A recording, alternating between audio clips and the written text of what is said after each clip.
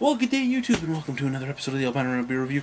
This is Albino Rhino Beer Review's talk. Yeah, it's a talk. It's a talk during Ontario Craft Beer Week.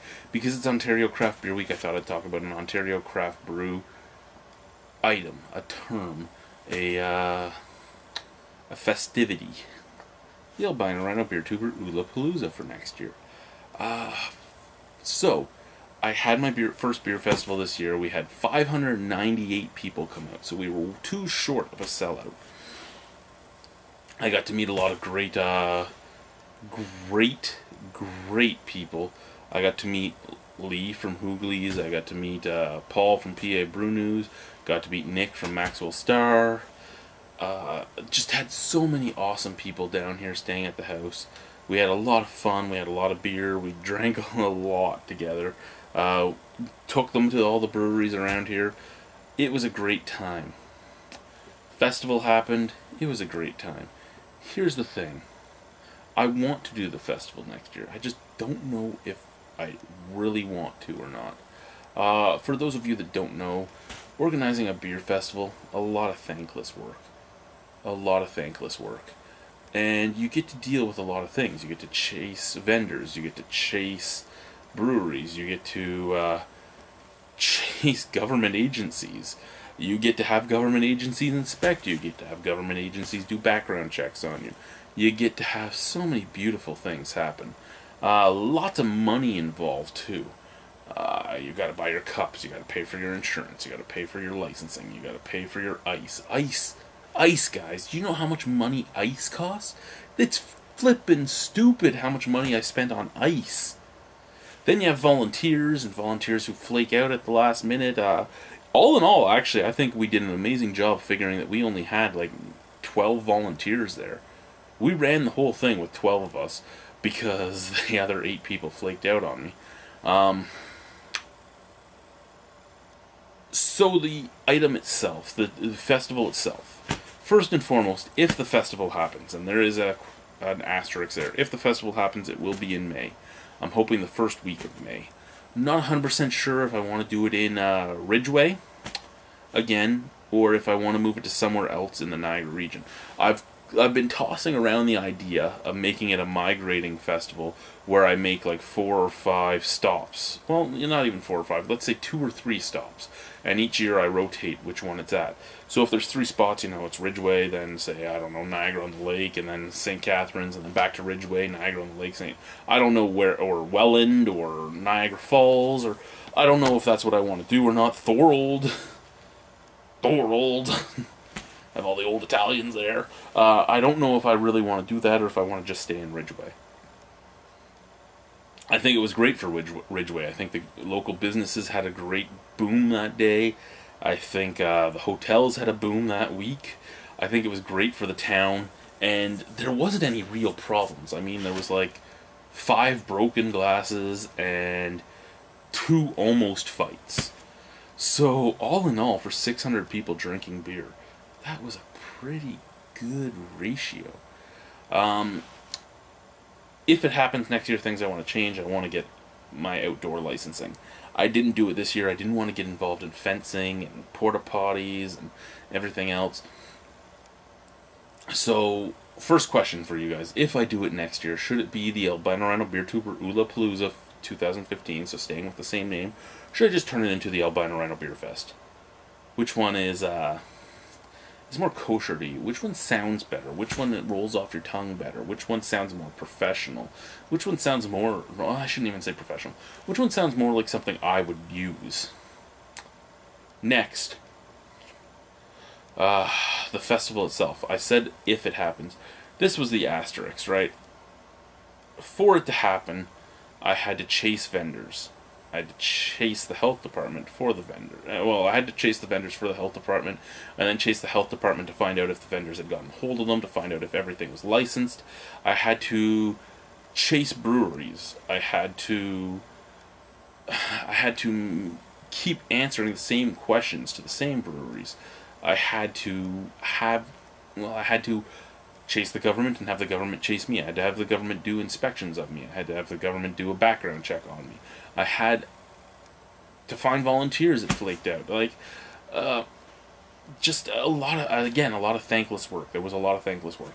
Then there was the money aspect. Everything at that festival, because there was no corporate sponsorship, and because I didn't charge the breweries because it was the first year, and because I just wanted to make something fun for the consumer, was paid for out of my pocket. Yes, I reimbursed it in the end, but I spent a good deal of money on that festival, and I don't think with my mortgage renewal coming up and with all the problems I've had, all the bad luck I've had, that I can actually fund the festival out of my pocket again.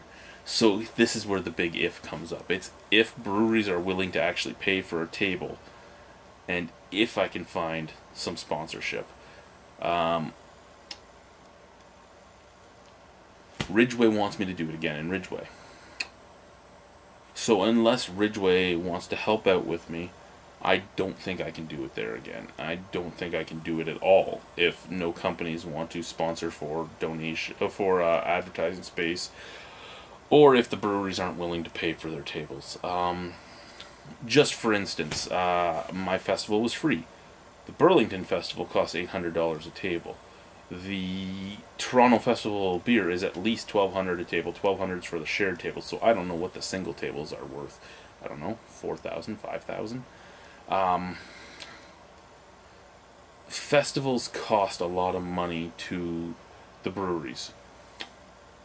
I'm not looking for much. I don't want to line my pockets because you're not legally allowed to. Why would I try to hide money from the government when the government can inspect me and find it? What I want to do is charge enough to know that I can pay for everything. I don't know, $150 a table. 25 breweries, say, $150 a table. I should be able to pay for everything that way. Again, I want to do outdoors. Outdoors causes some problems. I have to have fencing. Everybody says, "Oh, have snow fencing." That's not the fencing the government wants. Yeah, it might cover, but it's not what the government wants. Metal fencing costs a lot. Plus, if I'm doing it in Ridgeway, I'm not allowed to put stakes into the ground, so I can't really have snow fencing up everywhere. I have to go with something that's above ground, which is why everybody goes with the 6-foot snow fencing. I'm talking about the 6-foot metal fencing, the construction fencing. So I have to have that. Then I have to have cop. Then I have to have security. Then I have to have porta potties. I did have security at our event. It was just army guys that were volunteering their time. But if I do this outdoors, there's a lot more things to come. I want to have, at least for the next 2 years, I don't want to go above 1,000 people attending. Because if I go above 1,000 people attending, I go into a new licensing, and I don't want to deal with the new licensing. I mean, I don't know if I should or not. I don't know. I'm in the process of trying to. I'm not very articulate when it comes to writing. My writing is not the greatest. I can stand in front of a camera. Well, not even on a camera. I mean, listen to me right now. I'm rambling. I can stand in front of people usually and talk. And when I talk, I'm a good talker. It's getting me talking that's the problem. Once I get rolling, I'm a good talker. But getting me talking is a problem. And that's where it comes down. I'm trying to write a letter right now explaining sponsorship. And I'm trying to write a letter for the brewery saying, this is what we're looking for. Now, to the sponsorship thing, again, I'm not looking to make a huge amount of money, so I'm not looking to get sponsors for like $2,000, $5,000. You know what? If I could get every business in Ridgeway to give like $100 to $150 to, put their name, well, not every business, but you know what I mean. If I can get a bunch of businesses in Ridgeway, if that's where we're doing it, to put their name on a sponsorship thing, to put their name on a big poster, it's great. It's great. And like $100, $200 even. Not huge money from them. Good advertising for the 1,000 people that will be there, plus everything else. And helps me, again, pay for everything. Porta potties, security, fencing, cups, insurance. You don't realize how much stuff there is until you start doing it. Tickets, stamps, wristbands, lanyards if you need them, QVC scanners, you know, like just so much stuff that you don't even realize you need. Lock boxes. Change, because you have to buy your change up beforehand. Again, ice. Ice. Liquor licensing. So if I don't get the help, I won't be able to do it. If I don't get interest, I won't be able to do it. I don't know how all these beer festivals are able to pop up with huge sponsorship and do whatever they want when I have a hard time finding anyone to sponsor anything. My beer festival is fully grassroots. I have no committee that's helping me plan it. I have nobody helping me really at all. I did have Rod and Jay from Brimstone helping me with some things because they've done events. So they would tell me, hey, think about this, think about that. And they were my contact with the Ridgeway government, the municipality of Ridgeway. They were my contact with a few businesses around their business. So I mean that was great. It was amazing. They were basically my committee, even though it all came down to me. I would shoot something off of them and they would answer it. But I don't have a committee doing this stuff with me. It's me. It was all grassroots. It was done by me. The only guys from the beer review that helped were Simon for the week before. Simon went to it. The punter went and attended it. I'm fine with that. That's great. Boo Berry attended it. That's great. Those were the two attendees from the beer festival. And then the cantankerous cook and the other husband and the pants were my helpers. So it hurt. It hurt a lot to know that there was a group of 15 people here, and they all said they'd help before this thing happened. And then I had them, and that was it. So that kind of hurt. It let me think about a few things too, and know who really wants. Oh, and the Rain Man was there, but the Rain Man's always behind camera. You guys don't really know the Rain Man. But I can't do it all alone. So if I don't get businesses to jump in on it, if I don't get breweries to jump in on it, on the payment thing, then I can't do it again. And I really would like to, but again, it's a very thankless job. I'm not allowed to drink when I'm there. If I drink, I'm no longer able to be responsible. So I'm not trying any of these beers that you guys all get to try. There was so many beers there that I won't see again. I didn't get to try them. I don't get to do anything really. I'm running from place to place.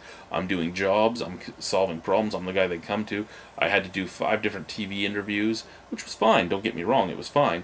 But there was just so much added work that you don't think of. Yeah. I've rambled enough now for no reason. Basically, just letting you know, if it happens, it's going to be in May. Probably the first week of May. I take the first week of May off every year for my birthday, so it'll probably be in the first week of May if it happens. Next, what name should I use? And any ideas? For those of you that went, any suggestions to make it better? Any breweries you want me to try and attract? I personally want to keep it small, not just because of the licensing thing, but because of all the festivals I've gone to. I enjoy the smaller festivals more than I enjoy the larger festivals. The larger festivals just don't do it for me. There's too many people. It's too cramped. Should it be indoor? Should it be outdoor? If it's indoor and I'm going up to 1,000 people, I can't do it in the same venue. I'd have to find a different venue. I love the outdoor aspect, but it's just a lot more money and a lot more time and a lot more things to do. Yeah, thank you guys. Bye.